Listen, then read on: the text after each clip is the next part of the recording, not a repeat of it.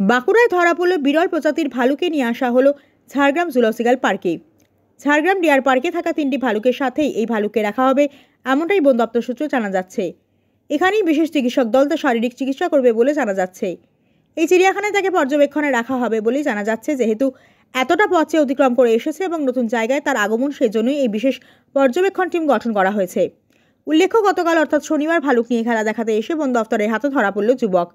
ভাল্লুকটিকে উদ্ধার করার পাশাপাশি গ্রেফতার বিহারের বাঁকা জেলার বাসিন্দা মোহাম্মদ রাজ কালান্দার। বাঁকুড়া সারেঙ্গা থেকে তাকে গ্রেফতার করেছে বন দপ্তর। সূত্রের খবর, শনিবার ওই যুবককে সারেঙ্গার পিঠাবাঁকড়া গ্রাম থেকে গ্রেফতার করে বন দপ্তর। উদ্ধার করা হয়েছে পূর্ণবয়স্ক একটি পুরুষ ভাল্লুককে। এদিনই রাজকে তোলা হবে খাতড়া মহকুমা আদালতে। শনিবারই প্রথম খবরটা পান বনকর্মীরা। বিশেষ সূত্রে বনকর্মীরা জানতে পারেন, এক যুবক সঙ্গে একটি পূর্ণবয়স্ক পুরুষ ভাল্লুক নিয়ে সারেঙ্গার পিঠাবাঁকড়া গ্রামে খেলা দেখাচ্ছে। খবর পেতেই ওই গ্রামে যান বন দপ্তরের আধিকারিকরা। খবর যে সত্যি তা ওখানে গেলেই বোঝা যায়। মাঝপথেই থেমে যায় ভাল্লুকের খেলা। মুহূর্তের মধ্যেই গ্রেফতার করা হয় মোহাম্মদ রাজকে। পূর্ণবয়স্ক ভাল্লুকটিকে উদ্ধার করে নিয়ে যাওয়া হয় সারেঙ্গার বন দপ্তরে। ধৃতের বিরুদ্ধে বন্যপ্রাণ সংরক্ষণের নির্দিষ্ট ধারায় মামলা রুজু করেছে বন দপ্তর।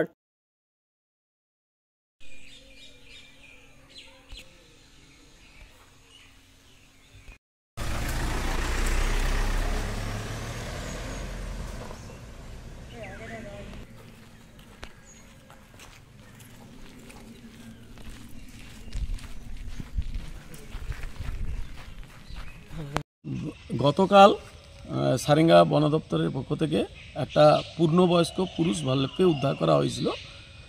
সুদূর বিহার থেকে একজন ব্যক্তি ওই ভালুকটিকে নিয়ে গ্রামেগঞ্জে বিভিন্ন জায়গায় খেলা দেখাচ্ছিলেন এবং বন দপ্তর খবর পেয়ে সেই ভালুকটিকে উদ্ধার করে সারেঙ্গা রেঞ্জ অফিসে এখানে নিয়ে আসা হয়েছে।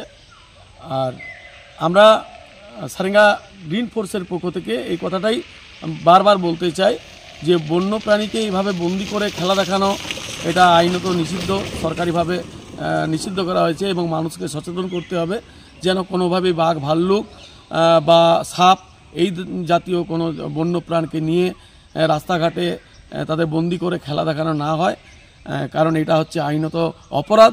এবং আমরা সারেঙ্গা গ্রিন ফোর্সের পক্ষ থেকে সকলের কাছে আবেদন করতে চাই, আপনারাও বন্য প্রাণ রক্ষা করুন এবং বন্য প্রাণকে কোনোভাবে বন্দি করে তাদের যে বন্য জীবন সেটাকে কোনোভাবে আপনারা ক্ষুণ্ণ করবেন না। আমি হচ্ছে আশিস পাল, আমি পশ্চিমবঙ্গ গ্লোবাল গ্রিন ফোর্সের একজন মুখ্য সমন্বয় সাধক।